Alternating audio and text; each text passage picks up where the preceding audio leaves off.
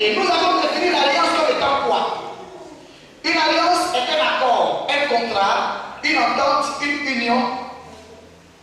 Et elle peut être conclue entre deux ou plusieurs personnes, ou partis, ou puissances, ou États, pour leurs intérêts communs. Elle est conditionnée par certaines exigences ou clauses qui engagent les deux parties. Alléluia. Alléluia. Hier, on a eu du temps pour parler de ça. Maintenant, aujourd'hui, on va aller plus loin encore. Pourquoi une alliance? Pourquoi fait-on une alliance? Premièrement, on fait une alliance pour avoir un avantage. Parce qu'on ne fait pas alliance avec quelqu'un qui est inférieur à nous.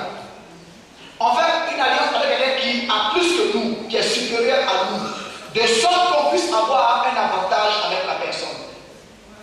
Quelqu'un me suit? Quelqu'un me suit? Voilà pourquoi vous allez remarquer, les pays pauvres font des alliances avec les pays riches. Vous comprenez? Pour avoir leur protection. Quand ça chauffe, alléluia, alléluia, vous bénéficiez de quelques technologies venant de là-bas. Mais celui-ci qui fait alliance avec moi, il y a quelque chose à gagner.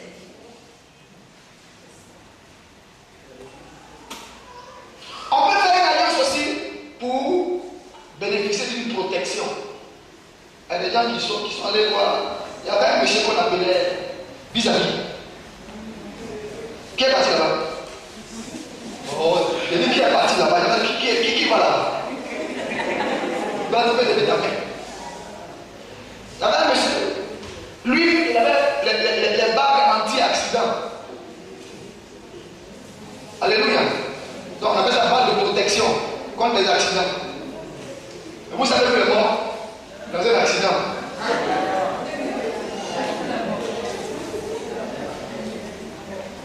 Alléluia. Alléluia. Il y a des gens qui ont des banderets. Ils ont des choses autour derrière. C'est pour la protection. Tu as fait alliance avec qui? Il y a un esprit derrière pour te protéger. Il y a des gens qui portent de ces trucs bizarres, des amulettes ici, ou bien même ici. Il y a une femme qui met ça dans les cheveux. Tu ne peux pas passer par la maison. Qui a déjà fait ça dans la maison? Que Dieu te bénisse. Voilà. Tu joues au sérieux, tu as déjà fait ça. Amen. On fait une alliance aussi pour avoir leur protection. Je n'ai pas de me baisser. Je vais sauter. Parce que ce soir, je vais aller plus en profondeur. On peut faire aussi une alliance pour être en sécurité et être secouru. Alléluia. Alléluia. Je vais lire cela dans Jérémie 33, verset 20 à 21. Pour ceux qui ont lu, c'est la page 12. Ainsi parle l'Éternel. Si vous pouvez rompre mon alliance avec le jour et mon alliance avec la nuit, en sorte que le jour et la nuit ne soient plus en leur temps, alors aussi mon alliance sera rompue avec David, mon serviteur, en sorte qu'il n'aura point de fils régnant sur son trône, et mon alliance avec les Lévites, les sacrificateurs qui font mon service. Quelqu'un me suit? Donc une alliance peut permettre à une divinité de combattre pour toi. Quelqu'un me suit? Maîtrisez-moi les enfants derrière, s'il vous plaît. Maîtrisez-les-moi. Amen. Et ce soir, je vais aller directement avec un cas biblique. Et je crois que ce cas biblique-là va illustrer l'histoire de quelqu'un ici. C'est le cas de Ruth, la Moabite. Le mois dernier, dans l'enseignement sur les fondements, on a touché à Ruth. Alléluia. Et Ruth est une jeune dame qui habite le territoire de Moab. Et elle était là-bas. Et nous savons que les Moabites descendent de qui? de Moab, qui est le fils de l'une des filles de Lot. Et Moab est né d'une relation incestueuse. Pourquoi? Parce que quand Dieu avait décidé de détruire Sodome et Gomorrhe, il est passé par chez Abraham d'abord. Il a fait exprès. Et quand il est passé par là, Abraham l'a bien reçu. Parce qu'Abraham avait le discernement. Ça veut dire qu'il y a bon effet du bien aux gens. Et quand Dieu partait, il était matérialisé par 3 anges. Quand les anges partaient, Dieu dit, mais cacherai-je à Abraham mes desseins? Et il se retourne. Il dit à Abraham, je vais à Sodome. Parce que leur méchanceté est montée jusqu'à moi. Donc je vais détruire la ville. Abraham s'est assis. Mon neveu Lot est là-bas.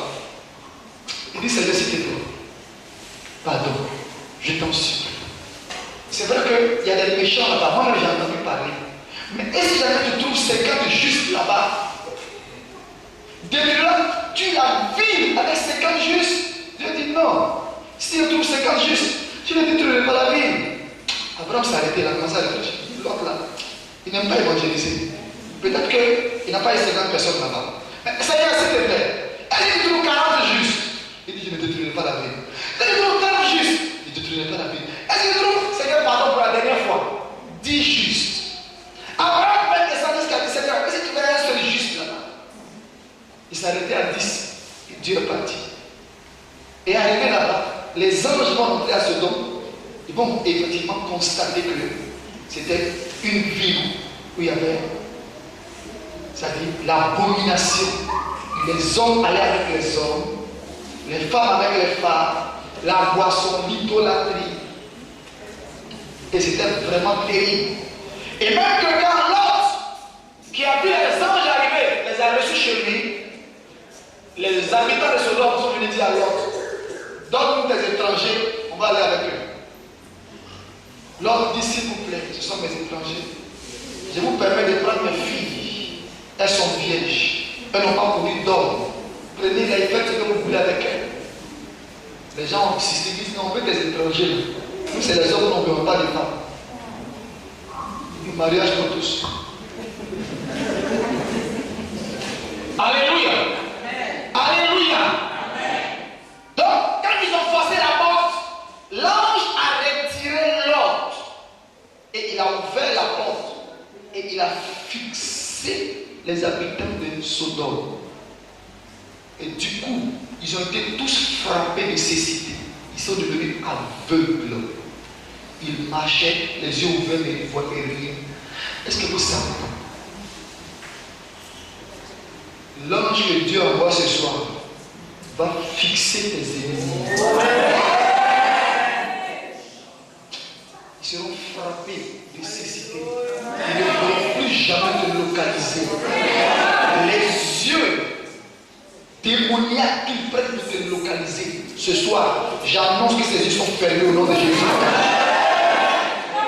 Et les habitants de Sodome vont devenir aveugles. Et l'ange va dire à Lot, prends ton épouse, prends tes filles, prends tout ce que tu as comme habitant chez toi et allez sur la montagne. Parce que Dieu a décidé de détruire cette ville par le feu. Lot a récupéré son épouse, ses filles. Et puis, ils ont commencé à partir. Même ces gens ont refusé de partir. Parce qu'ils étaient dans le mariage pour tous. Et ils ont commencé à partir. Et, arrivé devant, maman Lot, quand le feu a commencé à descendre, parce que l'ange a dit que personne ne regarde derrière. Maman Lot, son mari dit, ne regarde pas derrière. Elle a tourné comme ça. Je vais vous poser une question. Est-ce que maman Lot n'était pas dans le mariage pour ça aussi? Donc elle a regardé derrière. Et elle est devenue une statue de sel. Donc ça faisait que dans la famille, il ne restait que 2 filles Et ces deux jeunes filles, quand tout va se terminer, elles vont s'asseoir pour commencer à réfléchir. Vous savez, il y a la sémence de l'environnement qui est toujours en nous. Quand quelqu'un naît quelque part, il y a une sémence qui reste en lui. Alléluia. Alléluia. Moi, j'ai renoncé à cette sémence-là. Quand j'étais à Djamé, et quand je me suis marié, j'ai dit, non, je suis venu au docteur. Et j'ai dit à Dieu, moi, si moi je quitte là, moi je vais à Cocody. Je ne peux pas à Djamé, je ne peux pas ailleurs. Et puis à un moment donné, mon père arrive, je lui dis, il dit oui, qu'il a un de ses frères qui est à Bobo. À Bobo, quelque part à Bobo là-bas, qui a des maisons. Donc, il aimerait que j'aille là-bas. Les maisons sont moins chères. Dans mon cas, je dis, ça au nom de Jésus. Tu m'as dit, mais la même guerrier. C'est à Djamé, et puis à Bobo, ça commence par A. Il faut évoluer, il faut progresser. Après A, il y a B. Après B, il y a C. Je vais à la Cocody. J'ai le fusil. Et de là-bas, on est venu. On termine 82. La sémence d'Adjamé était encore là. Donc, je pensais petit. Non, j'avais tous les calculs. Quand on descend à Djamé, on va au culte à Djamé. Je passe par les bois bouillis d'abord, je ne fais pas là. La sémence était là. Vous avez remarqué, il y a des gens, même quand ils sont en Europe, le matin quand ils sortent, ils ont un gros pas dessus. La sémence du village est amenée encore.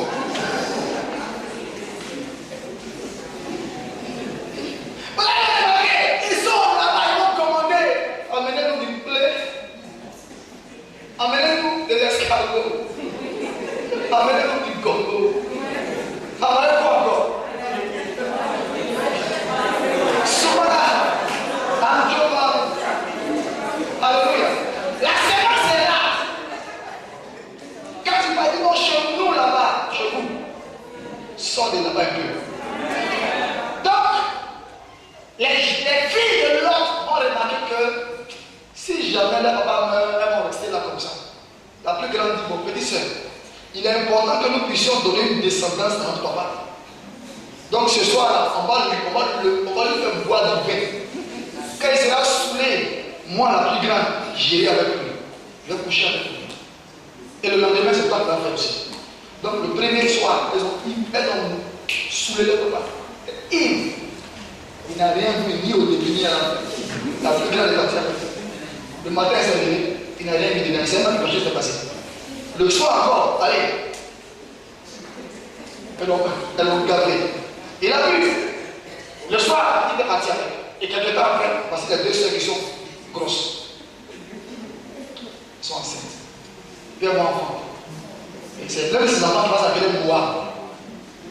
Un enfant de l'inceste. Un enfant incestueux. Alors la Bible nous dit qu'il n'est pas bon qu'un enfant découvre la nudité de son père. C'est une malédiction. Donc un enfant né dans la malédiction. Et c'est son nom qui a donné cette ville de Moab, ou ce pays de Moab. Donc un pays qui porte le nom d'une personne qui est née dans la malédiction, qu'est-ce que c'est dans ce pays-là? Malédiction, la sémence de malédiction. Donc ces jeunes filles, Ruth et puis Orpa, étant de là-bas, Dieu va se souvenir d'elle un jour en faisant venir Naomi, son mari Elimelech et ses deux fils là-bas à Moab. Et quand ils vont arriver, les enfants de Elimelech vont épouser Ruth. L'un va épouser Ruth, l'autre va épouser Orpa. Elimelech va mourir. Après, son premier fils va mourir. Son deuxième fils va mourir. Donc si on comprend bien, ça veut dire que dans ce pays-là, c'est les hommes qui meurent. Les femmes restent. Quelqu'un me suit? Et donc, à un moment donné, Naomi va apprendre que dans son pays, à elle, Dieu a commencé à visiter son pays. Et elle va vouloir retourner dans son pays. Et ces deux belles sœurs vont dire, ces belles filles, ces filles vont dire, non, maman, nous voulons t'accompagner dans ton pays. Et une discussion va s'engager. Elle va commencer à le comprendre. Non, moi je suis bien vieille. Même si la loi de chez moi dit que s'il y a un homme dans ma famille, il peut vous épouser, il n'y a personne. Et puis je n'ai plus d'enfants. Même si Dieu me fait la grâce d'avoir un mari, et puis je tombe enceinte, mais quand est-ce que l'enfant va grandir, il va vous épouser. Donc mes filles, retournez dans vos familles respectives. La Bible nous dit que Orpa va remercier Naomi, et puis elle va partir. Et puis Ruth va s'arrêter, va dire, moi, pas bouger. On va lire maintenant. Donc on parle d'une alliance entre peuples. Quelqu'un me suit? Dit alliance entre peuples. On va voir ce qu'une alliance entre peuples peut engendrer dans la vie d'une personne. Dans les deux sens. Alléluia. Alléluia. Donc, Ruth, chapitre 1, le verset 15. À partir du verset 15. Donc Naomi dit à Ruth, voici ta belle-sœur est retournée vers son peuple, souligne son peuple, vers son peuple et vers ses dieux. Retourne comme ta belle-sœur. Ruth chapitre 1, verset 15. Alléluia. Écoutez bien ce que Naomi dit. Naomi dit à Ruth, voici ta belle-sœur Orpa est retournée vers qui? Son peuple et vers ses dieux. Ça veut dire qu'à moi, il n'y avait pas un seul Dieu. Quelqu'un me suit? Il y avait plusieurs dieux là-bas. Et là où il y a plusieurs dieux, le véritable Dieu n'est pas honoré, n'est pas vénéré là-bas. Alléluia. Amen. Alléluia. Donc, Naomi va s'arrêter et Naomi va dire quoi à sa belle-sœur, à sa belle-mère. On dit, pardon, Ruth. Ruth répondit, ne me presse pas de te laisser, de retourner loin de toi. Où tu iras, j'irai. Où tu demeureras, je demeurerai. Ton peuple sera mon peuple et ton Dieu sera mon Dieu. Où tu mourras, je mourrai et j'y serai enterré. Que l'Éternel là, elle ne cite pas le nom de ses dieux à elle, mais elle cite le nom du Dieu de Naomi. Que l'Éternel me traite dans toute sa rigueur, si autre chose que la mort vient à me séparer de toi. Donc, Ruth fait une alliance avec Naomi. Et regardez ce qu'elle fait. Son alliance va se situer à plusieurs niveaux. Quelqu'un me suit? Elle dit quoi? Et très souvent, quand nous regardons les différents mariages aujourd'hui, sur les cartes d'invitation, on met quoi? Ce verset qui dit très souvent.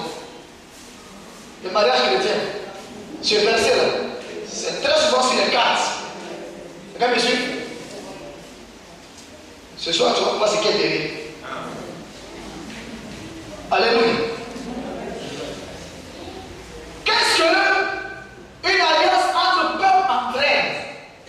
Une alliance entre peuples entraîne d'abord une relation avec l'environnement de l'allié.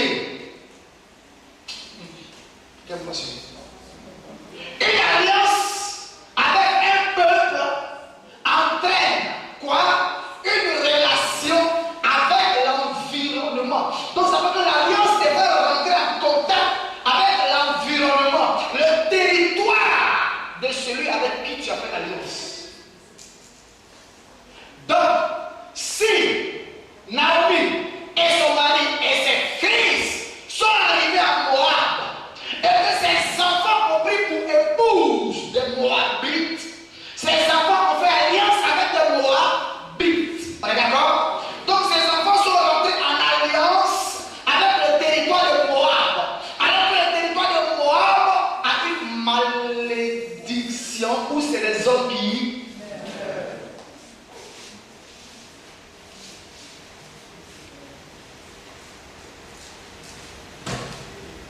On m'entend ce soir. Et donc, l'environnement va agir. Vous savez, il y a un musicien, on dit chanteur,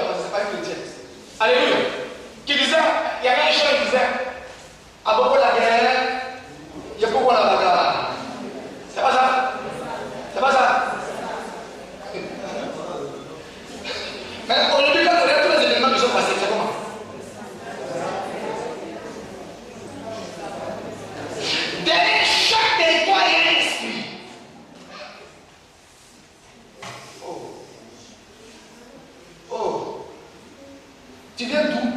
Tu viens d'où? Ton père vient d'où?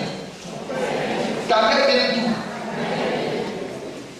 Hier, il y avait un exercice, non? Est-ce que tu as fait l'exercice? Alléluia. Dit, où tu iras, j'irai. Ça veut dire que je suis lié à toi.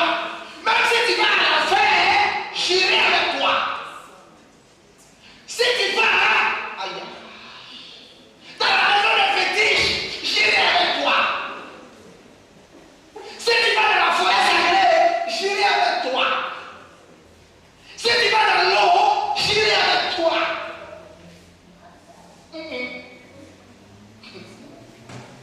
Je me rappelle, quand j'étais en prière avec ma femme, et puis à un moment donné, les réclamations au célibat m'ont rattrapé. Et puis ça a mis des grabuges entre elle et moi. Et puis on s'est séparés. Et puis je me suis accroché à une autre jeune fille. Et puis on a commencé à faire un programme de mariage même. Et puis un bon jour, j'ai remarqué que depuis que je me suis mis en prière avec la fille, j'étais constamment malade. Mes amis me disaient, Élie, la jeune fille, c'est pas pour toi. Dieu n'est pas dans ça. Ils sont tous pasteurs aujourd'hui, ils sont en Europe. Celle-là, il y a femme et puis il y a femme. Celle-là, ce à quoi Dieu t'a appelé, elle ne peut pas t'aider, elle ne peut pas te soutenir. Je me suis entêté, j'étais constamment malade. Et puis un jour, je me suis assis, Dieu m'a dit, je me suis assis, je me suis dit, parle-moi, il y a quoi même. Il dit, bon, rentrez dans 3 jours de jeûne. Dis-lui que vous allez faire 3 jours de jeûne de prière par rapport au mariage que vous projetez.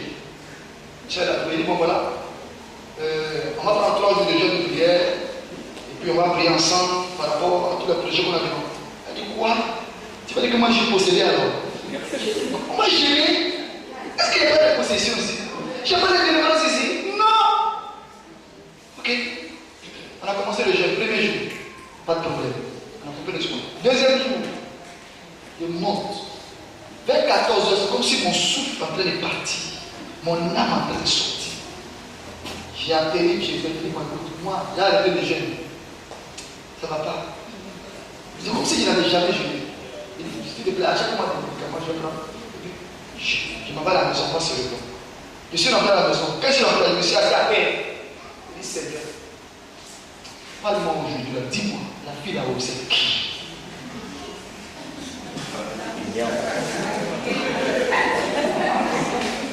Écoutez-moi, il était 16 heures.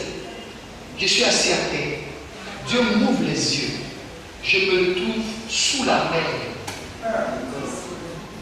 Je suis sous la mer. Et puis je vois quelqu'un qui est en train de danser avec un voile. Je regarde bien. Il dit, mais Seigneur, c'est quoi ça? Il dit, mais tu m'as demandé quelque chose. Tais-toi et regarde. Je me suis assez calmement, je regarde. Dans une sirène. Et puis après, l'image passe. Je vois un gros piton qui est en train de faire sa mue. Il a dit, ah! Il dit, si tu cries, tu vas pas. Tais-toi. Seigneur, est-ce que tout le monde c'est grave? Il dit, oui, je te montre, tu m'as demandé qui est cette fille. Écoute-moi, tu épouses cette fille, tu meurs spirituellement, tu meurs physiquement. Dans quelle alliance? Je vais pas rentrer. Où tu iras, j'irai. Ça veut dire qu'on te voit avec du bonheur qui verra son père et sa mère et sa tâchera ensemble. En même temps aussi, la femme qui verra son père et sa mère et sa tâchera ensemble. À son mari. Ça veut dire que si son mari est dans l'eau, elle va se retrouver dans l'eau. Si la femme est dans l'eau, il va se retrouver dans l'eau. Et puis après, tu vas dire, mais je ne comprends pas pourquoi tes affaires ne marchent pas. Dans l'eau, est-ce que dans l'eau, tu peux faire affaire dans l'eau?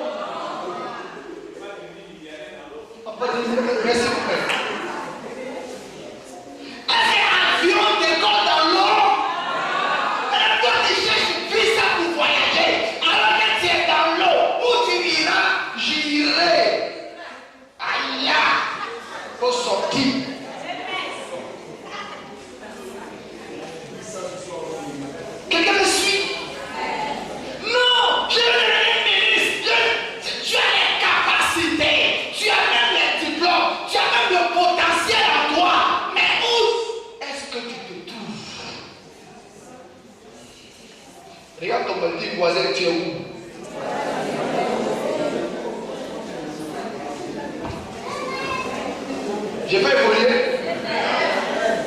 Où tu demeureras, je demeurerai. Tu demeures où?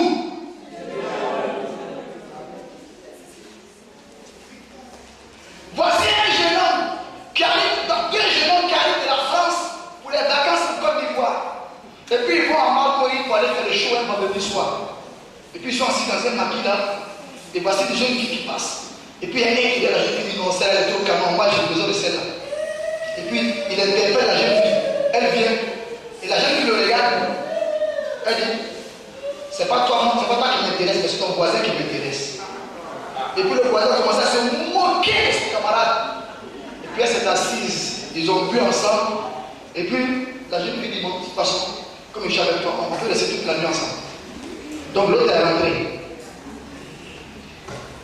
Ils ont mangé, ils ont bu. Et elle loue une chambre d'hôtel de classe. Ils entrent, ils passent la nuit ensemble. Imaginez. Et puis maintenant, vers 4h du matin, 4h30, 5h, la jeune fille se lève et dit, bon, je ne veux pas qu'on me voie ici. Dans la journée, il faut que je parte un peu. Donc elle laisse un mot, son numéro de téléphone, et puis le numéro de son domicile, tout ça. Et puis elle s'en va. Elle dit au jeune homme, j'ai déjà payé, ne t'inquiète pas. Et puis elle s'en va. Donc lui, il tire le drap et se fait. Il dort par les mots. Donc, la jeune fille est partie. Donc le samedi matin, il se lève, je suis dans la maison, toujours, il a pas son camarade, il se met son camarade. Il dit, je ne vais pas encore avec elle ce soir. Et puis il prend son téléphone, il appelle le numéro que la jeune fille a laissé. Vers 15h, parce qu'il faut le samedi qu'il est là, il appelle à 15h. Histoire vraie. Il appelle, ça sonne. Allô? Oui, bonjour monsieur, oui, bonjour. Ici, il vous sert pas. Il accroche. Il regarde le numéro, il le compose encore. Allô?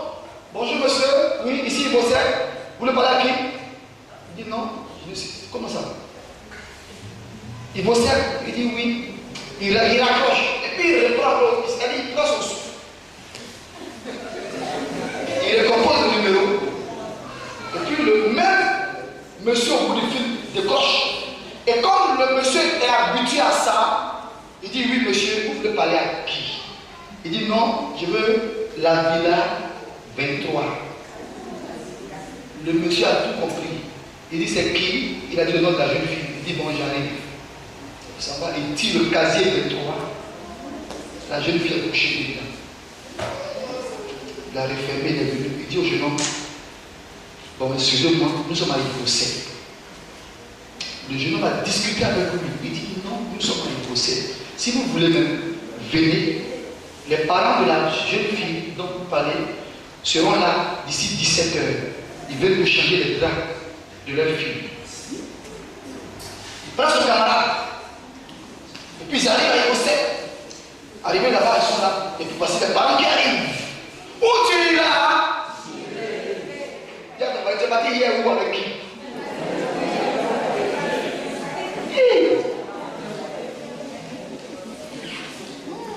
Les parents arrivent.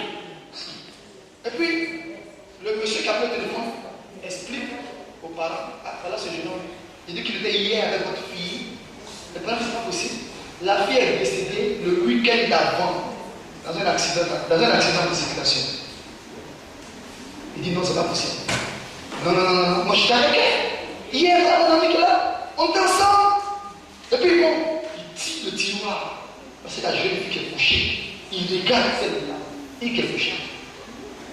Les deux tombent en séquence. On nous amène à Benjamin.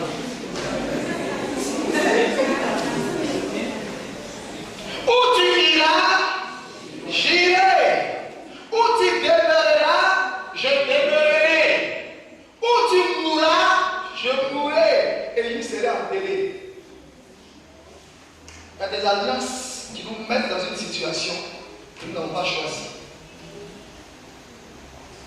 Vous avez remarqué, il y a certaines personnes qui ne peuvent pas sortir de l'endroit. Tu fais tout, mais tu ne peux pas sortir de l'endroit, cette ville. Même si on va affecter quelqu'un, c'est pas toi qu'on va prendre. On prend quelqu'un d'autre. Et toi, tu dois rester là. Parce qu'il y a une loi de l'environnement qui était liée. Il y a une alliance avec l'environnement. Où tu iras, j'irai. Mais la personne qui a décidé l'alliance avec toi est là. Elle est morte là. Toi, tu es parti où? Quelqu'un me suit? La deuxième chose que l'alliance fait, l'alliance te met en relation avec le peuple de l'allié. Ton peuple sera mon peuple. Si c'est un peuple qui est voleur, tu deviens un voleur. Si c'est un peuple sorcier, tu deviens un sorcier. Maintenant, je te poser une question. Entre ton père et ta mère, quand ils se sont rencontrés, ils se sont dit quoi?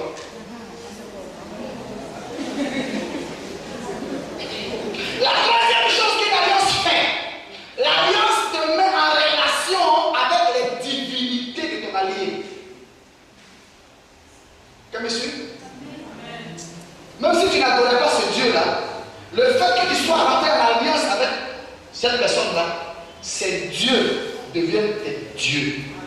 Naomi, Ruth a compris cela. Ruth a vu que son père était maudit. Ses dieux ne faisaient rien, ne pouvaient pas changer sa situation. Elle dit, Naomi, quand je t'ai regardé là, toi-même dans ton fini, là, dans ton tombé là, tu es mieux que moi. Donc, je vais faire alliance avec toi d'abord, et puis avec ton peuple et avec ton Dieu. Donc, une alliance avec les divinités de ton allié. Je vais te poser une question. Quel est le Dieu que ton partenaire, ou ta partenaire, ou ton mari, ou ton épouse a adoré ou adore?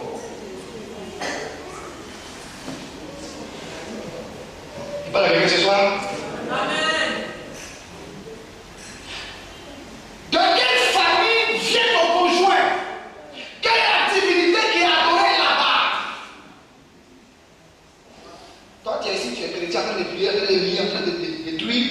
Mais quelle est la divinité avec laquelle ton père, ta mère est rentré en alliance à travers le mariage entre eux?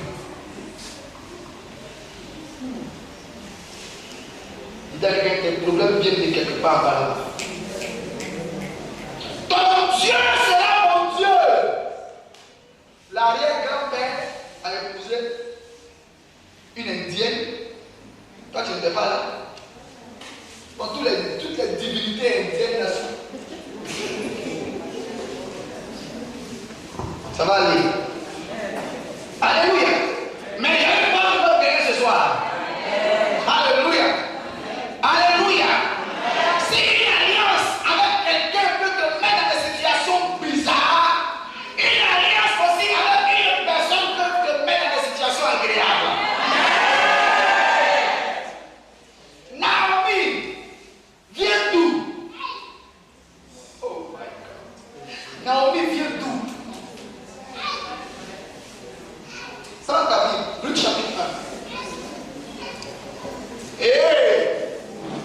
Ruth chapitre 1. Faut qu'on lise. Ruth chapitre 1. Tu as trouvé? Bon, je suis plus avec toi. Ruth chapitre 1. Je lis à partir du verset 1 au nom de Jésus. Du temps des juges, il y eut une famine dans le pays. Un homme de Bethléem de Juda partit avec sa femme et ses deux fils pour faire un séjour dans le pays de Moab. Naomi vient d'où? Elle vient de Bethléem. Mais elle vient de quelle tribu? Yeah. Elle vient de la tribu de Juda. Naomi vient d'où? De Moab. On est d'accord? Descendant de Moab. Donc Naomi est descendant de qui? Juda. Ça peut aller? Ça peut aller. Maintenant, qui est Juda?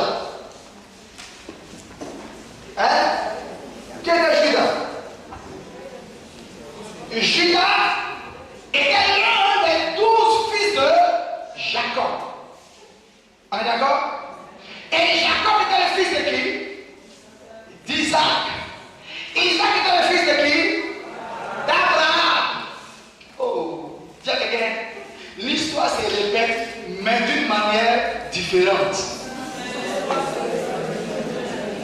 Et quelqu'un va se dire ça encore.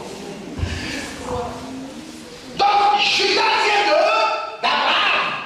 Alors que Dieu a dit à Abraham, quitte ton pays, quitte ta patrie, quitte la maison de ton père et va dans un pays que je te montrerai. Il dit quoi? Je te bénirai, je ferai de toi une source de bénédiction. Abraham partit et Abraham va avoir Isaac, Isaac va avoir Jacob et Jacob va avoir Judas. Maintenant, qui était l'allié de Ruth?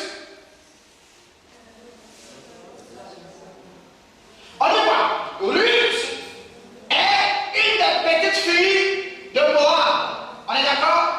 Et Moab est le fils de la fille de qui? De Lot. Alors que Abraham est qui pour Lot? Abraham est l'homme de Lot. Donc Abraham et Lot ont la même racine. Mais à un moment donné, il y a une séparation. Et puis l'histoire va se recoller quelque part. Ton histoire va prendre un nouveau tournant à partir de ce soir. Faisons une comparaison. Quand Ruth va dire que moi je fais alliance avec toi, les avantages de l'alliance vont se manifester à quel niveau? Elle dit quoi? Je fais alliance avec toi. Ton peuple sera mon peuple, ton Dieu sera mon Dieu, où tu iras j'irai. Donc Ruth quitte d'abord son environnement où il y a la malédiction. Elle sort. J'avoue que ce soir, quelqu'un m'a sorti d'un environnement. Je ne sais pas si la personne est ici. Je crois que c'est ton voisin. Non, je crois que c'est ton voisin. Je crois que je parle à ton voisin ce soir. Si c'est toi qui c'est moi et c'est moi.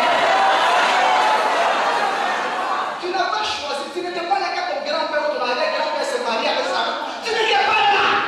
Ils ont fait leur alliance et puis toi tu subis. Mais ce qui est pire dans l'histoire, Ruth n'était pas là.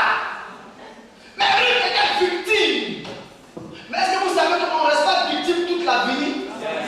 Je vous ai dit que nous avons commencé depuis le 1er juillet 2013 une nouvelle saison qu'on appelle la saison d'une nouvelle opportunité. Et celui qui prendra au sérieux cette opportunité, il va changer le cours de sa vie et l'histoire de sa famille. Ruth va se retrouver dans une opportunité. Elle n'a pas choisi de naître dans ce pays. Elle n'a pas choisi d'être la descendante de Moab. Mais elle a subi la malédiction. Elle a perdu ce qu'elle avait de chair. Et Ruth va remarquer que Naomi a un Dieu qui bénit. Naomi vient d'une nation qui bénit. Elle dit, où tu iras? J'irai ton pied mon pied. Donc, moi, ma nation, c'est bon. Or, pas elle est retournée vers son peuple, vers ses dieux. Ruth dit, mais ces dieux-là, ils m'ont rien donné jusqu'à présent. Ils n'ont rien fait pour moi. Désolation sur désolation. Humiliation sur humiliation. Je suis fatigué. Moi, là, c'est bon. Mon peuple n'a qu'à rester là-bas. Moi, je vais avec toi. Donc, elle sort. Elle prend elle-même la décision. Elle n'est pas allée consulter son père ni sa mère. Ton père et ta mère, puisque tu n'étais pas là, ils n'ont pas demandé ton avis. Ils ont fait ce qu'ils avaient à faire. Ils ont fait des alliances. Et alors que tu es né dedans et tu subis. Mais je te dis qu'aujourd'hui, tu as ta décision. Alléluia. Je te dis, c'est bon. Maintenant, regardons, on dit quoi? Que Jacob est le fils de... Pardon. Judas était le fils de Jacob. Dieu a béni Abraham. Dieu a béni Isaac. Dieu a béni Jacob. Et Jacob a béni Judas. Maintenant, allons-y voir quelle est la bénédiction qui a été prononcer sur Judas. Il dit ce soir, il y a quelqu'un qui va changer le statut.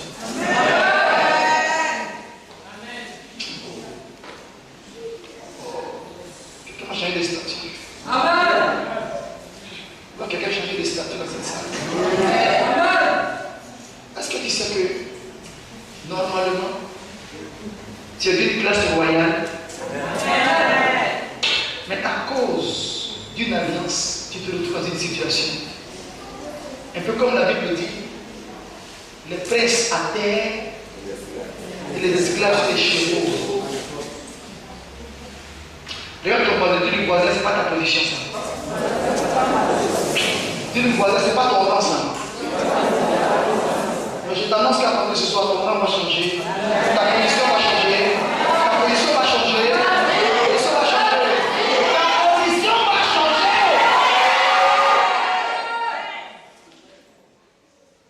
Ruth est née dans une terre de malédiction.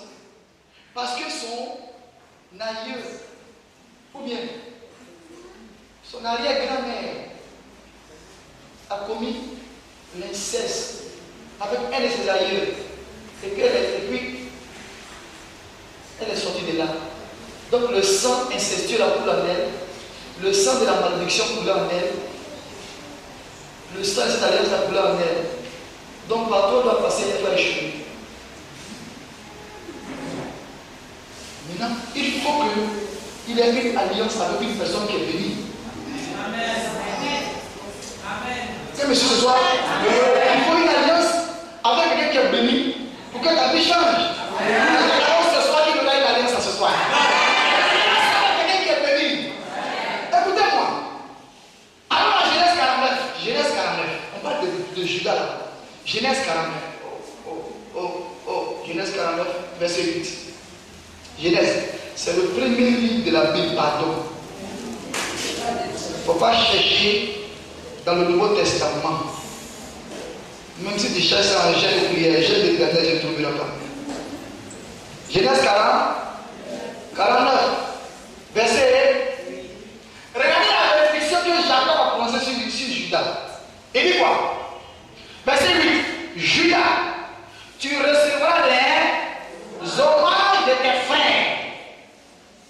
Alors que Ruth, là où elle s'est trouvée, c'était la désolation.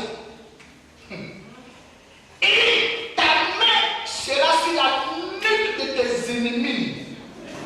Mais on dit quoi? La délivrance, c'est quoi? C'est quoi la délivrance? Donnez-moi la définition. Comment?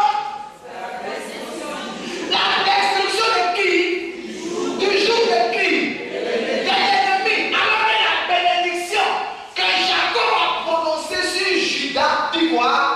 Que ta main sera sur la nuque de tes ennemis. Alors le jour il est placé où? Sur le cou. Alors que si la main se trouve sur la nuque des ennemis, on peut enlever le jour. On peut briser le nom. Mais la main va chercher quoi là? Le cou est où? Non, non, de la nuque. Et il continue. Les fils de ton père se prosterneront devant toi. Judas est un jeune lion. Tu reviens du carnage, mon fils. Il ploie les genoux. Il se couche comme un lion. Comme un lion qui le fera lever.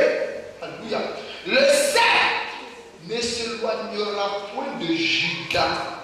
Attends, est-ce que vous savez que l'alliance dans laquelle Ruth rentrait dans un peuple royal? Parce que quand on parle de sceptre, le sceptre c'est pas pour les mendiants. C'est pas la canne des mendiants. Le sceptre c'est quoi? C'est quoi? Le symbole de la royauté. Donc Ruth, en rentrant dans cette alliance-là, va rentrer dans une alliance avec une famille de rois. Tu comprends pas bien encore. Le sceptre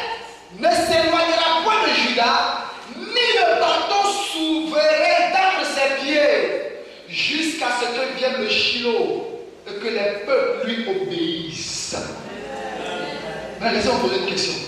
Jésus vient de quel pays?